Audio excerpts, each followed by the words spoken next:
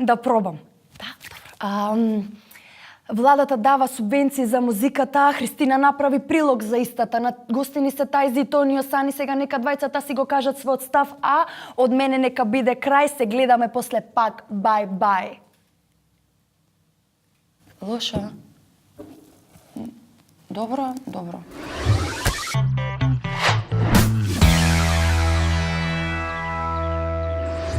Најлесно пасош рука и фаќаш магла од тука. Си тогаш да го спасам, но владата ме врати назад. Дјаволот им беше сојузник, немаше што да правам.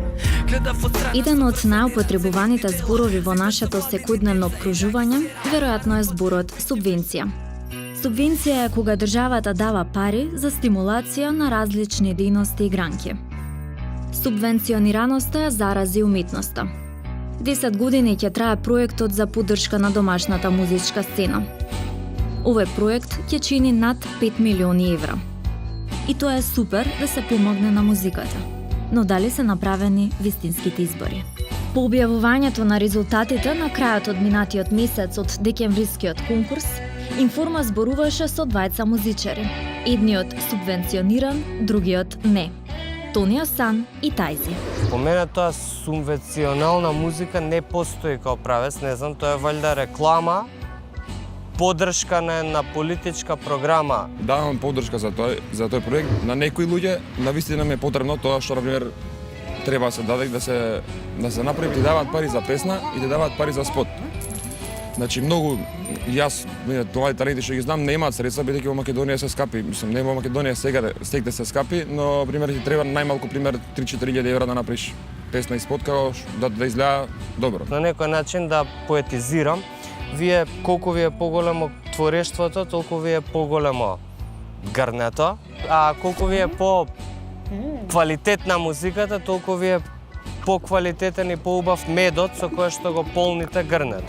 Сега, кога вие ќе направите, ќе искористите музиката за да поддржите политичка програма, у тоа грне колку и да ви убав метод, вие ќе ставите една лажица измет унутре. Јас прв мислам дека земав. Меѓу првите, мислам, тоа беше првиот циклус за субвенционирање. Имав некој проблем со исплата, па на крај ми искочи да давам повеќе пари него што сум си имал, нема везе.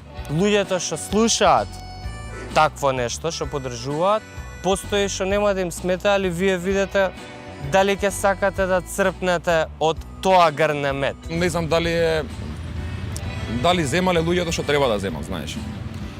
Мислам го поддржувам тоа, но секако дека треба да се работи во иднина да земаат луѓе што стварно треба да ги земат. Јас веќе нема да земам. Државни пари може да добијат таленти, афирмиран, истакнат и врвен изведувач, звезди, детски композиции со кои се афирмираат семејните вредности или многодетните семејства, но и оние со кои се афирмира историјата на Македонија. Највисокиот износ, 4500 евра, е за категоријата звезда. За детска композиција парите изнесуваат 400 евра, а за останатите категории се до 3000 евра. Условите за да се дојде до грнето со пари се едноставни. Потребно е само изведувачот и авторите да се државјани на Македонија со композиција која претходно не е јавно изведена. Дали воопшто државата треба да ја финансира уметноста или тоа да се остави на публиката? Ова не е тема само во Македонија. Дебатата трае, а еве ги аргументите за и против.